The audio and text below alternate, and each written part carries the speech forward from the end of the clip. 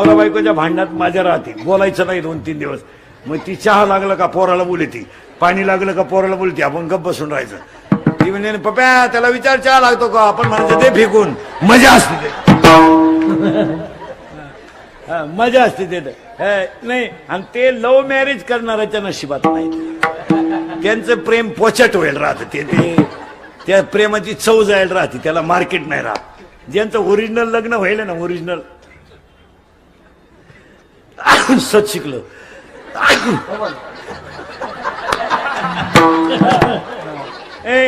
त्याला आहे ना, नवरा बायकोचं 5-6 दिवसातून भांडणच व्हायला पाहिजे. मग बोलायचं नाही. मग चहा लागला ना, पप्या छान, आपण कोणाला सांगायचं, पोराला. आणि ती ऐकतच असते, पप्या त्याला म्हणा बाहेरून घेऊन ये. हा, आणि मग बोलत नाही ना बायकोशी 2-3 दिवस. वाढायला आली ना, ती वाढीत राहणार आणि आपल्याला तर बोलायचं नाही. ताटलीला हात लावा. नवरा बायकोचं भांडण झालं ना, तुम्हाला मंत्र सांगत जातो. आपले मंत्र लय भारी मला. नवरा बायकोचं भांडण झालं ना, तुम्हाला एक सांगतो, बायको किती रागू द्या, फक्त तिच्या पाहत राहायचं, बोलायचं नाही. बोलला मग मी आला, तू बोलायचं फक्त असं 5 मिनिटं पाहत राहायचं.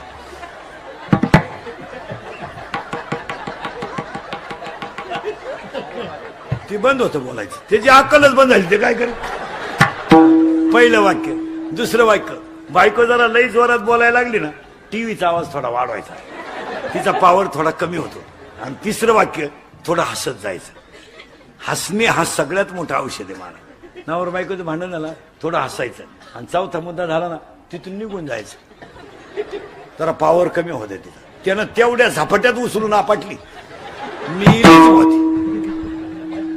29 वर्ष जाऊन बसलो. वव्या त्याला, वव्या घ्यालेऊन 3ऱ्या अध्यायातल्या, जळेविन बुडविती, आगीविन जाळीती, दोरेविन बांधिती, चिखलेविन रोविती, पाशकेविन गोविती, हे ज्ञाननिधीचे 3ऱ्या अध्यायाच्या शेवटच्या वव्या. पहा मला रागाला आकळा रागाला. आणि आज माणसं कशामुळे संपली, रागामुळे. नवरा बायकोचं भांडण झालं, राग आकळा. पुढचं वाक्य सांगतो, शिक्षकानं कॉफी पकडली, पाया पड सरांच्या, सर परत करणार नाही. वाचला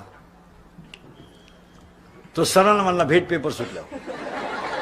आयुष्यभर म्हशी बाथरायची पाळी आली, त्याला नाही राग आकळा. काही माणसांना नुसतं म्हणलं ना, टाळ नीट वाजव, मला म्हणला आपण टाळ तू. पुन्हा जर देवळाकडे दिसलो ना, आपल्या बापाचंच नाही आपण. आता काय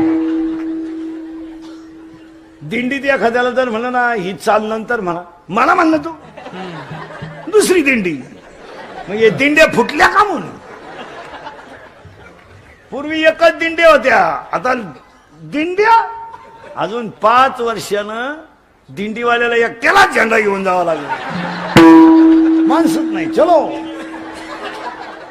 पूर्वी 500 लोक दिंडीत राहायचे, आता 50 आली. कारण काय माहिती मला, प्रत्येक माणसाला सुप्त अहंकार झालाय. प्रत्येक माणसाला कळत न कळत पण अहंकार झाला. मी नसलो दिंडीत चाली कोण म्हणाल, येऊ नको. आणि त्यामुळे तो परमार्थ, नवीन पोरं तरुण पोरं देवळाकडे येत नाही असं नाही महाराज, आपण त्यांना समजून घेत नाही, नाही तर पोरं येतातच. हे बाबा येत नाही असं कुठं थोडंच आहे का. पण ती जुनी मंडळी खोडीची. पोरानं टाळ घेतला का बॉम्ब आला, नीट वाजव. ते पोर म्हणलं बोंबलू नको, हा टाळ तू बाई वाड्याव या, तू या नादीच लागत बाई वाड्याव या, नाही तर सुरू तुझा माझ्यावर, नाही तर मला आमदार झाल्यासारखं बस. महाराज आपण कळून घेत नाही. 15 वर्षापूर्वी विशिष्ट वर्ग दिंडीत राहायचा. आज प्रत्येक दिंडीमध्ये 10-5 तरुण पोरं आहेत. 99% दिंडीतलं काम पोरं करतात. 99% काम पोरं करतात. टँकर भरणं, टँकर लावणं, मंडप टाकणं, रावट्या लावणं, भांडे घासणं, भांडे ठेवणं, एवढ्या लोकांना वाढणं. दिंडी मालक काय करतोय, काय करतात, सगळं काम कोण करतात, पोरं. मग का नाही त्यांचं कौतुक करू. पण हे जुनी त्यांना तुमचा विषय नाही. तुम्ही पाहता एवढं मोठं तुमचा सप्ताह आहे, एवढं मोठं हे अध्यक्ष उपाध्यक्ष संयोजकांनी एवढा मोठा सप्ताह केला. 10 लाख तुमचे 10,000 लोक असू द्या ना 5,000 लोक असू द्या, एवढ्या पोरांना वाढायला कोण आहे लोकांना? पोरं. माझा अख्ख्या पंक्ती पोरं उठे. इथं लॉन्सला कार्यक्रम न्याला तर 50 लोकांचं भाडं घ्या ते 250 रुपये पंगत वाढायची. आज 7 दिवस एवढे पोरं पंक्ती वाढत्या. कालेच्या दिवशी पोरांचं तोंड भरून कौतुक करावं, पण आपण पोरांचं नाही करीत. पुढाऱ्याचं या या या या या या बसा वोकांडी आमच्या का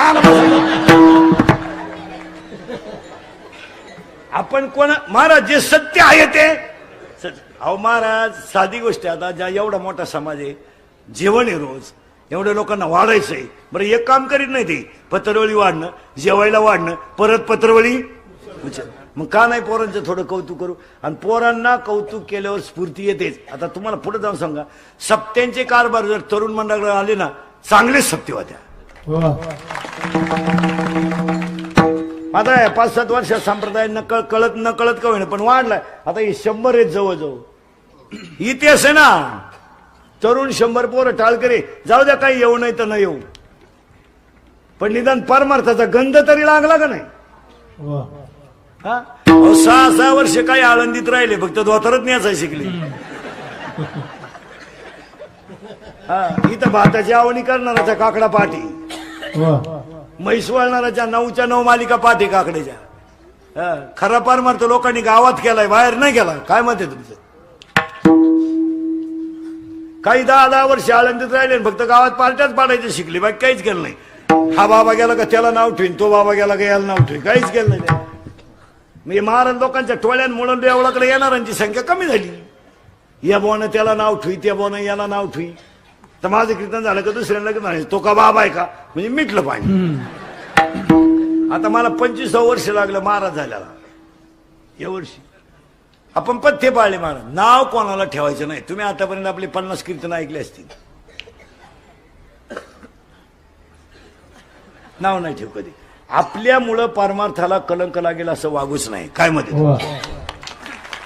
आपण आपल्याला काय त्रास होईल तो सहन करायचा, पण आपल्यामुळं मोठ्या माणसांची, संतांची, संप्रदायाची किंमत कमी होईल असं वागायचं नाही.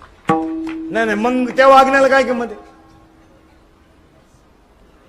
हो चला थोडं पुढं. तुम्ही मला पुढे जायचंच का? काम तयार झाला, क्रोध तयार झाला, इथे आपण लोभ तयार झाला, मत्सर तयार झाला, आणि आज प्रत्येक माणसाला अहंकार तयार झाला. आता उलट फिरू आपण. अहंकार ज्याचा गेला, काम ज्याचा गेला, क्रोध ज्याचा गेला, लोभ ज्याचा गेला, मत्सर ज्याचा गेला, त्याच्याजवळ देव राहतो. एखाद्या माणसाला आपण म्हणा, काही माणसं म्हणतात तो तुमच्या गावचा तो माणूस कस काय हो? आपली माणसं काय म्हणतात, हो तो देव माणूस आहे. देव, आणि खरं सांगतो सगळेजण देव आहे. आता घोटाळा काय झाला तुमचा माझा, नको त्याच्यात गुंतलोय आपण.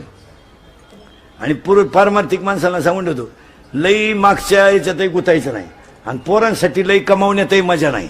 काय नाही महाराज, हे तुम्ही मी रात्रंदिवस किती कमवा, काय मागच्या अवलादीला घेणं नाही. हा तुम्हाला मला झालेला भ्रम आहे. मी गेल्यावर माझं असं होईल, काय नाही होत महाराज, काही होत नाही. हो काही होत नाही. आजीबाई म्हणते मी गेल्यावर पप्प्याचं कसं होईल, तू जाणं गरजेचं आहे. तूच पप्प्याची बिस्किटं खातील, तू काय पप्प्याची? साधं उत्तर द्या महिला मंडळ, साधं पटकन उत्तर द्या महिला मंडळ, पटकन. तुमची सासू मिली तुमची सासू, लवड नाही बोलायचं. तुम्ही मला चांगली बातमी दिली. आता उत्तर द्या. पोरगी रडती, सुनाई रडती, दोघी सारख्या रडत आहे का? अरे पोरगी रडती मला आई मिळणार नाही म्हणून, आणि सून रडती सुटली म्हणून. काय असं काय आलं? बामट्याची दुनिया सगळी काय असं काय? हा भ्रम आहे. तुम्ही मी सगळे कशात आहे? भ्रमात आहे. साधं उत्तर द्या महिला मंडळ. पूर्ण उत्तर द्या. पूर्ण. तुम्हाला पाहिला पोरगा आला, पसंती झाली, तुम्ही त्याला पहिलं कधी पाहिल नाही, पण तुमची पसंती झाली, आणि तो पोरगा जेवायला बसला तुमच्या भावाबरोबर. लबाड बोलायचं नाही. कळत न कळत तुमच्या गालावर खड्डा पडणार.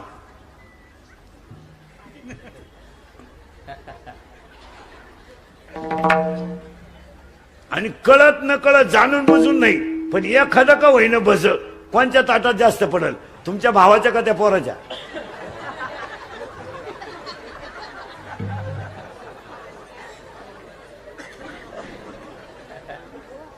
पोरानं कोणच्या पडलं रे? पोराच्या करेक्ट. आणि मग का आला लबाड्या करायच्या आणि वरून त्याला राखी बांधी ती त्याच्यावर पुन्हा जमिनीचा लावा लावी ती. महाराज या 5-7 वर्षामध्ये महिलांकडे अधिकार गेले आणि पैसा जास्त झाला तर लग्नामधले मामा बदलवलेत पायाने. हो, पैसा जास्त झाला. आता तो सक्का मामा गायब झाला, तो वारला. आता एक नवीन अवलनीचा मामा निघालाय. कुठून आला काय तो? गुरु मामा. कोणता मामा? गुरु. असा थोबाड फोडलं पाहिजे गुरु मामाचं. पुढे वाक्य नीट ऐका महिला मंडळ. आता मी तुमच्या मुलासारखा आहे. मी मरल ना, म्हणजे मरणार नाही 5-25 वर्ष, पण तुम्हाला आपली आठवण येईल. महिला मंडळ नीट ऐका.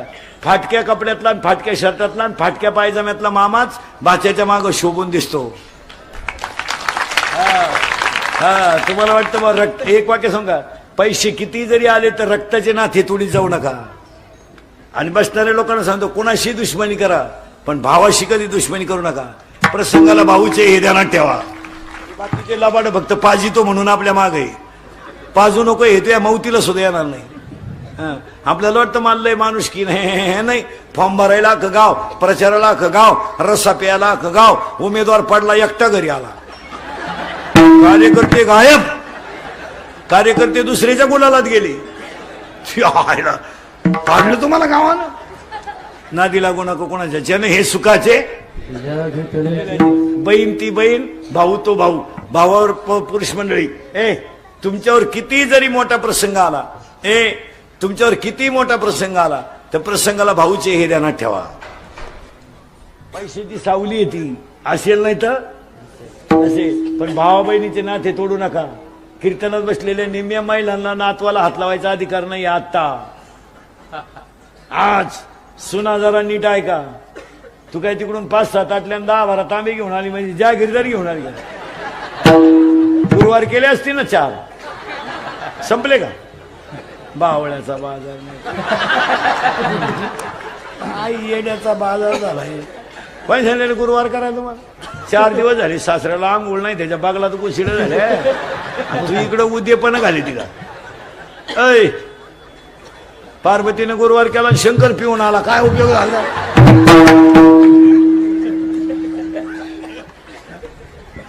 अरे विषयाचा आणि गोड पारमार्थ.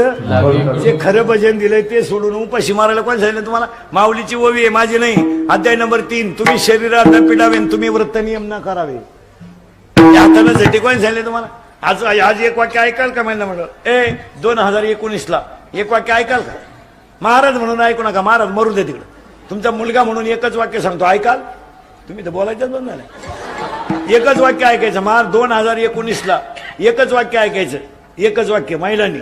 वाक्य ऐकाल? एकच. फक्त ईश्वरासारख्या सासू सासऱ्यांना मरेपर्यंत घरात माणसासारखं सांभाळा. जगातले सगळे देव तुमच्या घरात येतील.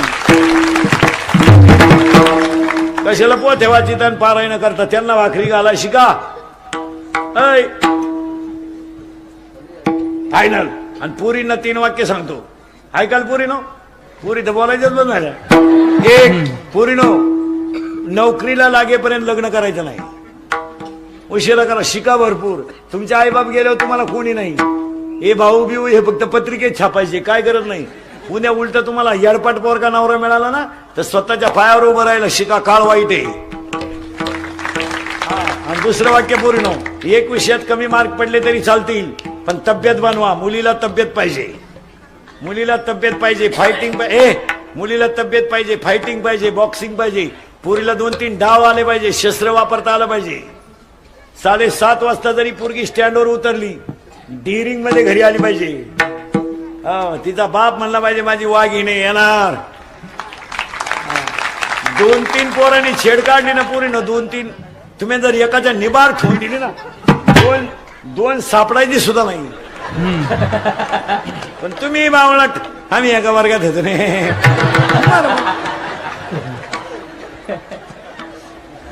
आणि तिसरं वाक्य पोरीनो, हा विनोद आहे. आणि तिसरं वाक्य पोरीनो, आपला बाप किती गरीब असू द्या त्याची मान कधी समाजात खाली नाही झाली पाहिजे. बस. आणि आता तुम्हाला सांगतो,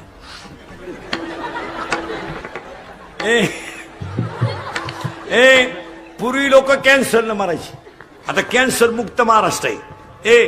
कॅन्सर राहिला नाही, आता कॅन्सर नाही राहिला, पोलिओ नाही, एड्स सुद्धा जवळजवळ गेलाय, आता ग्लोबलही गेलंय. आता 3च रोग आहेत सगळ्यांना माया सकट. एक शुगर, निम्मे निघतील निम्मे. चहा राखेल रे चहा. एक शुगर, 2 बीपी आणि 3 अटॅक. आता ऐका एकाचं लक्षण. शुगर का वाढते? अनियमित झोप. 2 सतत 90 पिणाराची शुगर वाढते, दारू पिणाराची. का का का नीट ऐका, कोणतीच दारू अल्कोहोल शिवाय तयार होत नाही. 90 घ्या, डिप्लोमॅट घ्या, आरशी घ्या, इंडिका घ्या, मोसंबी घ्या, नारंगी घ्या, कोणताही ब्रँड घ्या. मग एकाने मला कीर्तनात विचारलं उभं राहून, दारुड्याची शुगर जर पिऊन वाढते तर माळकऱ्याची कशानं वाढती?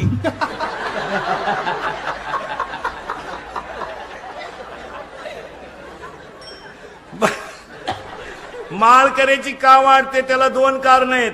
एक, बाजरीची भाकर सतत खाणाराची शुगर वाढते. तुमच्याकडे नाही ती, पण बाजरी मुळात गोड आहे आणि भाताने शुगर वाढते. मग एकानं मला कीर्तनात विचारलं, भातानं जर शुगर वाढते तर कोकणातले लोक सारखा भातच खात्या, त्यांची शुगर का वाढत नाही? तर आता कमी झाली महाराज. पूर्वी कोकणात नाचणी पिकायची, नागली, आणि नागली म्हणजे नाचणी हे सगळ्यात आयुर्वेदिक औषध येते. तिचा कलरच मुळात लाल आहे, तिच्यात लोहाचं प्रमाण जास्त आहे. मग कोकणातल्या माणसाने 290 मारल्या आणि चतकोर नागलीची भाकर खाली, बॅलन्स राहायचा.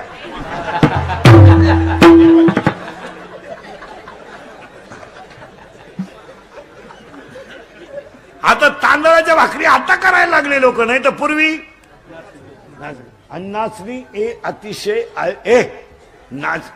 नाचणी हे अतिशय आयुर्वेदिक आणि उत्तम खाद्य आहे. काय म्हणते तुमचं? आता नाचणीच्या भाकरी सुद्धा येणार नाही यांना. या चपातीला पोळी म्हणतात, पोळीला काय पोळा म्हणते का?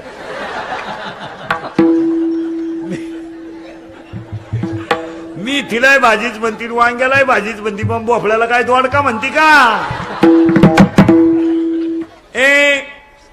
पहिलं कारण शुगरचं. दुसरं कारण बीपी. बीपी का वाढतो माहिती का? जळकाट माणसाला बीपी वाढतो, जळकाट. दुसऱ्याच्या दारापुढे नवी इनोवा पाहिली,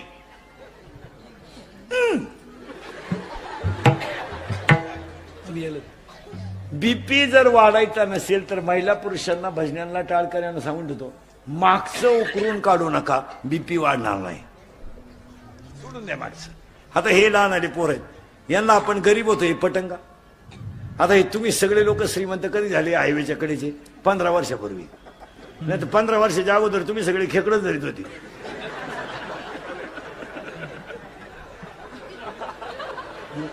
हे तुमचं सोनं दागिने हे सगळं कवा आलंय? आता हे 15-20 वर्ष. नाही तर 15 वर्षापूर्वी आपली आई भाताची लागवड करीत होती, आपला बाप म्हैसवळीत होता, आपला बाप आपलं आई इरलं घ्यायची, भाताची लागवड करायची. तर इरल्यातलं पाणी डोक्यात जात होतं आणि गाळामध्ये तिचे पाय सडत होते. आपला बाप 12 म्हशी वळीत होता आणि म्हशीच्या दुधावर उपजीविका करीत होता. आपल्या घरात दिवा होता, आपल्या घरात चूल होती आणि रात्रभर माणसं झोपायची तर टोकरीमध्ये विस्तव घ्यायची. पाष्टाचं घर राहायचं, गरीब कौलाचं घर राहायचं. थंडी जास्त राहायची, पाऊस लय राहायचा तर टोकरीमध्ये विस्तव घेऊन साईडनं लोक झोपत होती. म्हशी गार थायच्या तर लोक म्हशीच्या गोठ्यामध्ये टोकरीमध्ये विस्तव ठेवायचे. आपली आई 3-3 महिने पावसासाठी लागण म्हणून सरपण गोळा करीत होती. आता या शिंगराला ते पटंगा. आता यांना जर सांगितलं